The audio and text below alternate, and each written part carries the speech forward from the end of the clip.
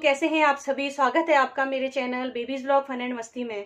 आज है पूर्णमासी यानी ज्येष्ठ मास की पूर्णमासी है आज, और आज ही के दिन मैं करती हूँ सत्यनारायण भगवान जी की पूजा, जो कि घर के परिवार के लिए सुख शांति सुख समृद्धि के लिए बहुत ही जरूरी होता है। ऐसा माना जाता है कि सत्यनारायण भगवान की कथा मात्र सुनने से ही सभी के दुख दरिद्र कष्ट दूर हो जाते हैं। तो ऐसा मैं भी करती हूँ। मैं सत्यनारायण भगवान जी का व्रत करती हूँ, पूरे विधि विधान से उनकी कथा कहती हूँ, भोग लगाती हूँ। आज है पूर्णमासी और पूर्णमासी को ही सत्यनारायण भगवान जी की पूजा की जाती है, कथा कही जाती है। कि सभी को मालूम है कि श्री सत्यनारायण भगवान जी श्री कृष्ण जी का रूप हैं, और सत्यनारायण भगवान जी की जो पत्नी है वो है लक्ष्मी जी। और ऐसा माना जाता है कि लक्ष्मी जी जो है लाल रंग की बड़ी प्रिय है, उनको लाल रंग बहुत ही ज्यादा प्रिय है। तो जब भी इस व्रत को करते हैं, घर की पत्नियां हों, बहुएं हों, बेटियां हों, जिन्हें घर की लक्ष्मी कहा जाता है, उनके हाथों से ही पूजा पाठ किया जाता है, तो बहुत ही शुभ माना जाता है।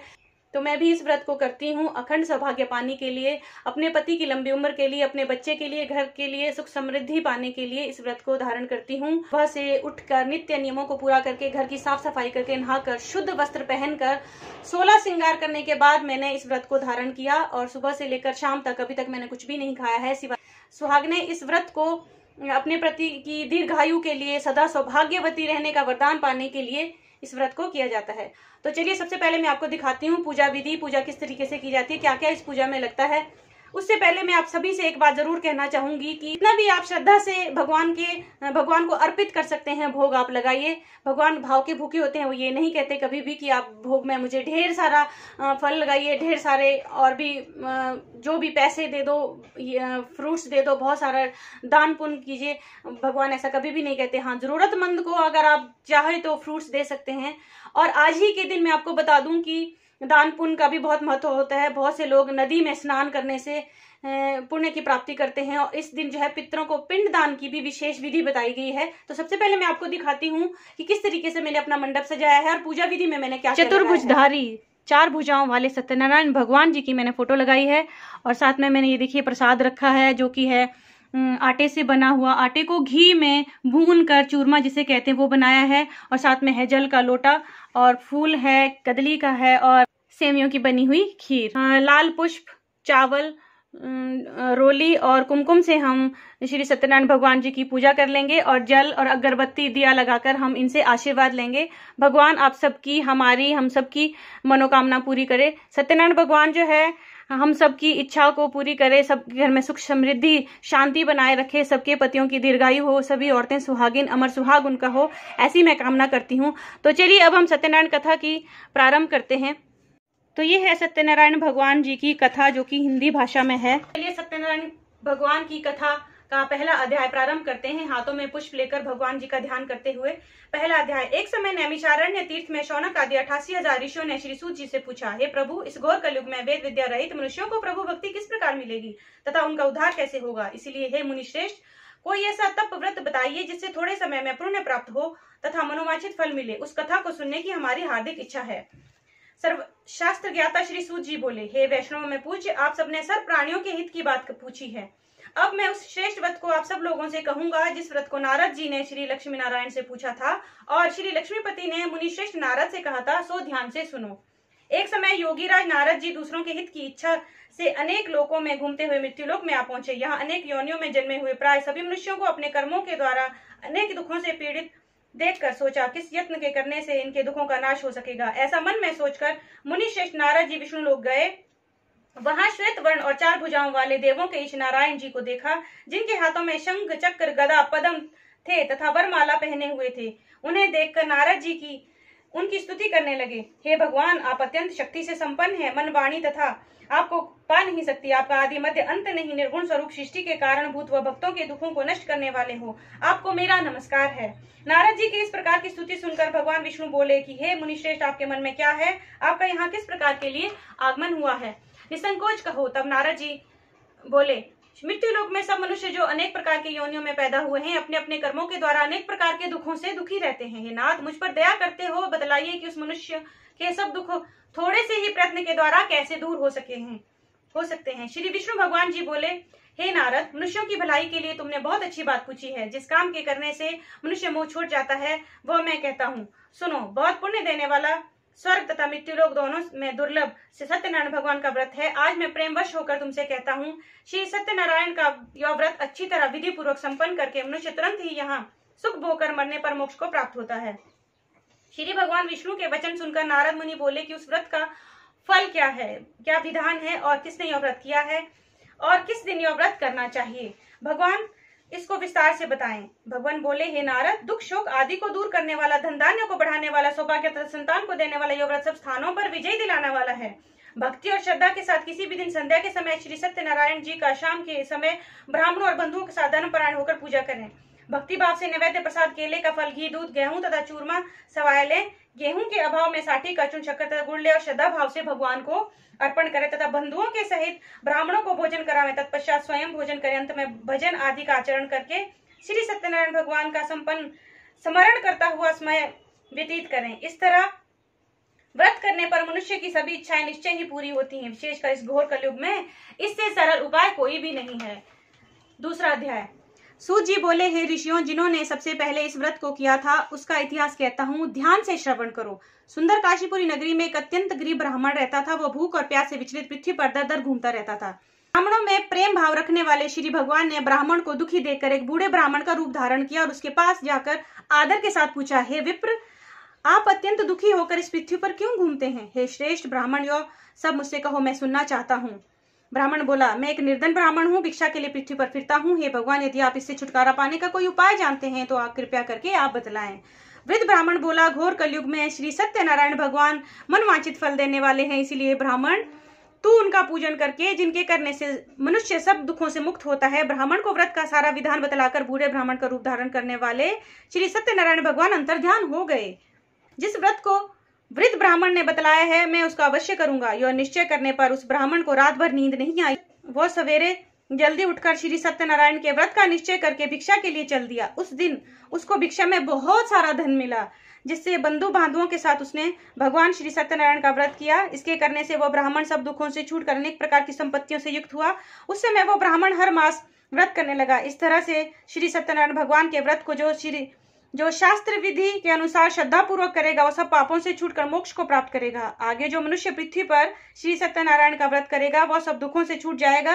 इस तरह नारद जी ने श्री सत्यनारायण का कहा हुआ यह व्रत मैंने तुमसे कहा है। हे विप्रो, मैं अब और क्या कहूँ, मुझसे कहें। ऋषि बोले, हे मुनीश्वर, संसार में इस ब्राह्मण से सुनकर किस किस ने इस व्रत को किया, हम वह सब सुनना चाहते हैं, इसके लिए हमारे मन में श्रद्धा है। सूत जी बोले, मुनियों, जिस जिसने इस व्रत को किया वह सब सुनो। एक समय एक ब्राह्मण धन और ऐश्वर्य के अनुसार बंधु बांधवों के साथ व्रत करने को तैयार हुआ। उसी समय एक लकड़ी बेचने वाला बूढ़ा आदमी आया, लकड़ियों के बाहर रखकर ब्राह्मण के मकान में गया। प्यास से दुखी लकड़हारा उसको व्रत करते देख ब्राह्मण को नमस्कार कर कहने लगा कि आप यह क्या कर रहे हैं और इसके करने से क्या फल मिलता है, कृपया मुझे बताएं। ब्राह्मण ने कहा, सब मनोकामनाओं को पूरा करने वाला यह श्री सत्यनारायण भगवान का व्रत है। इसकी कृपा से ही मेरे यहाँ धन धान्य आदि की वृद्धि हुई है। ब्राह्मण ने इस व्रत के बारे में जानकर लकड़हारा बहुत प्रसन्न हुआ। चरणामत ले और प्रसाद खाने के बाद अपने घर को चल दिया। लकड़हारे ने अपने मन में इस प्रकार का संकल्प किया कि आज शाम में लकड़ी बेचने से जो भी धन मिलेगा उसी से भगवान सत्यनारायण देव का उत्तम व्रत करूंगा। यह मन में विचार कर वह बूढ़ा आदमी लकड़ियां अपने सिर पर रखकर जिस नगर में धनवान लोग रहते थे वो ऐसे नगर में गया। उस रोज वहां पर उसे उन लकड़ियों का दाम पहले दिनों से 4 गुना मिला। तब वह बूढ़ा लकड़हारा दाम ले और अति प्रसन्न होकर पके केले की फली, शक्कर, घी, दुग्ध, दही और गेहूं का चूर्ण इत्यादि श्री सत्यनारायण भगवान के व्रत की कुल सामग्रियों को लेकर अपने घर चल दिया। फिर उसने बंधु बांधुओं को बुलाकर विधि के साथ श्री भगवान जी का पूजन व्रत किया। उस व्रत के प्रभाव से वह बूढ़ा लकड़हारा धन पुत्र आदि से युक्त हुआ और संसार के समस्त भोग वैकुंठ को चल दिया। तीसरा अध्याय। सूत जी बोले, हे श्रेष्ठ मुनियों, अब आगे की कथा कहता हूँ, सुनो। बहुत समय पहले उनका मुख नाम का एक बुद्धिमान राजा था। वह सत्य वक्ता और जितेंद्रिय था। प्रतिदिन देव स्थानों पर जाता तथा गरीबों को धन देकर उनके कष्ट दूर करता था। उनकी पत्नी कमल के समान मुख वाली और सती साध्वी थी।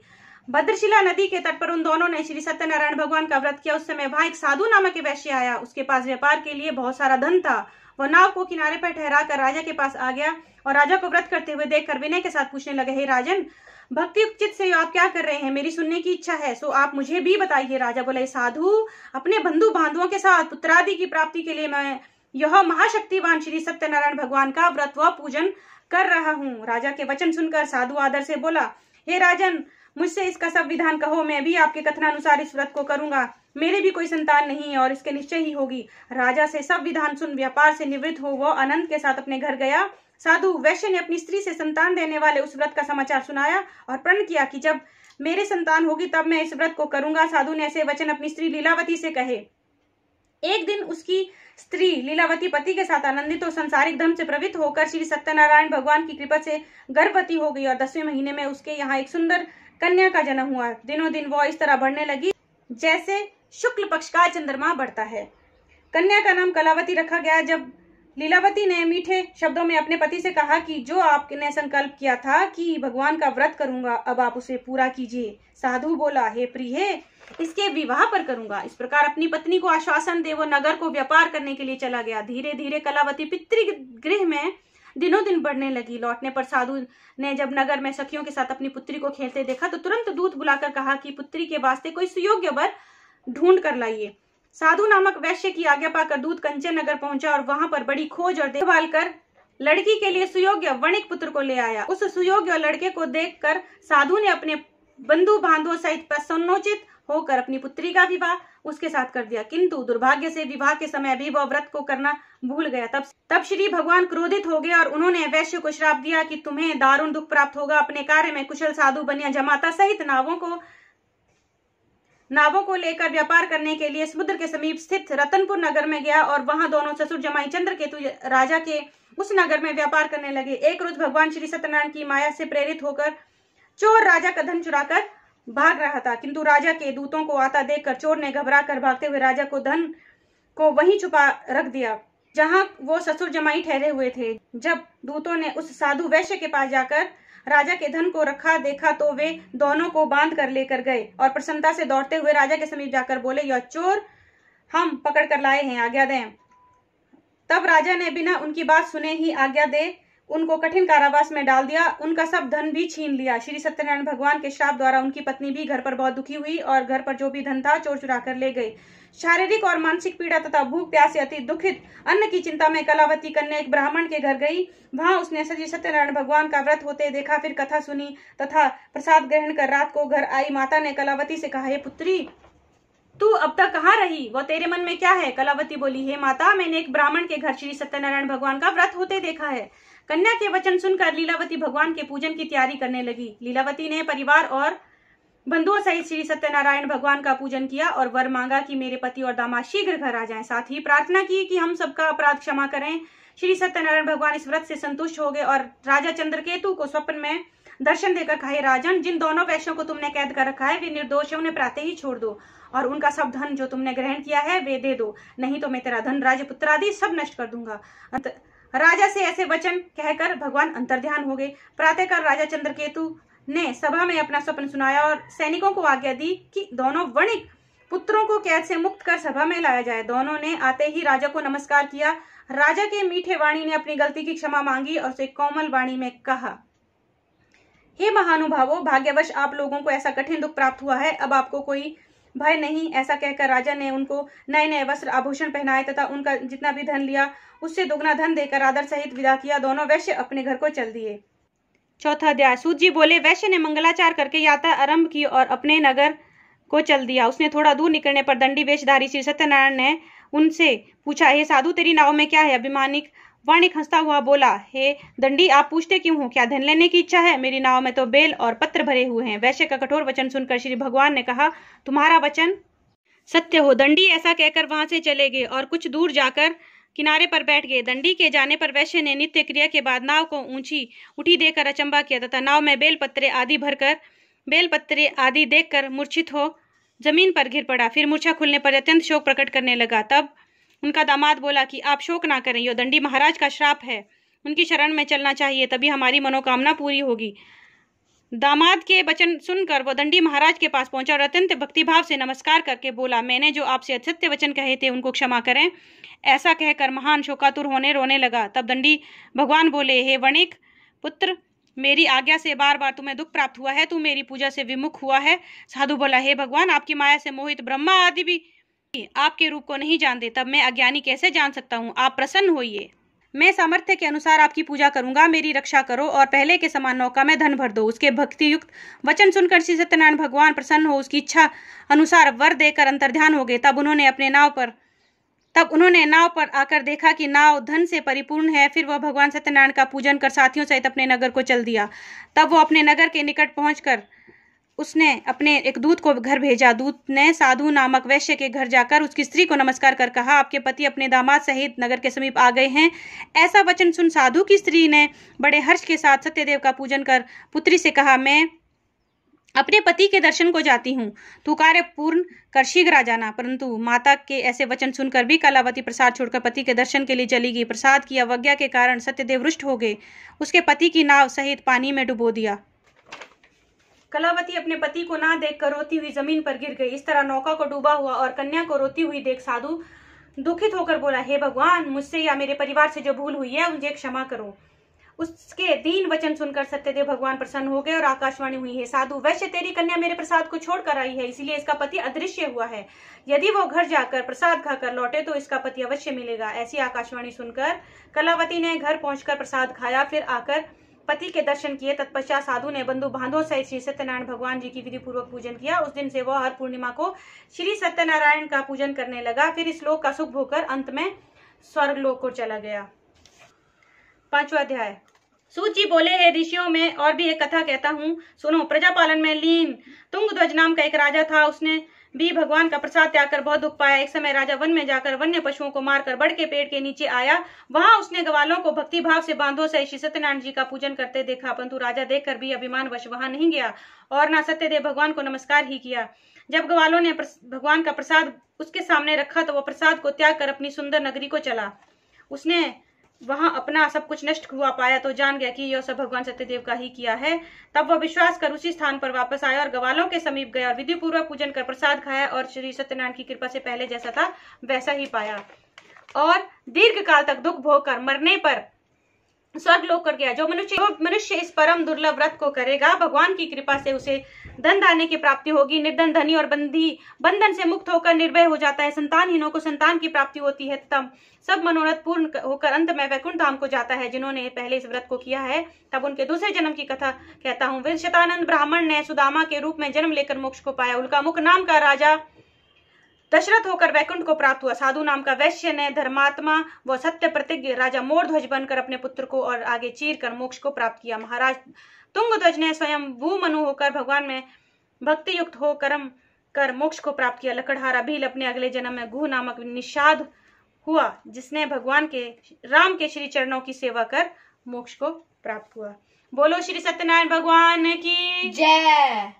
श्री सत्यनारायण भगवान की कथा समाप्त हो चुकी है। इसमें 5 ही अध्याय थे। अब करूंगी मैं आरती।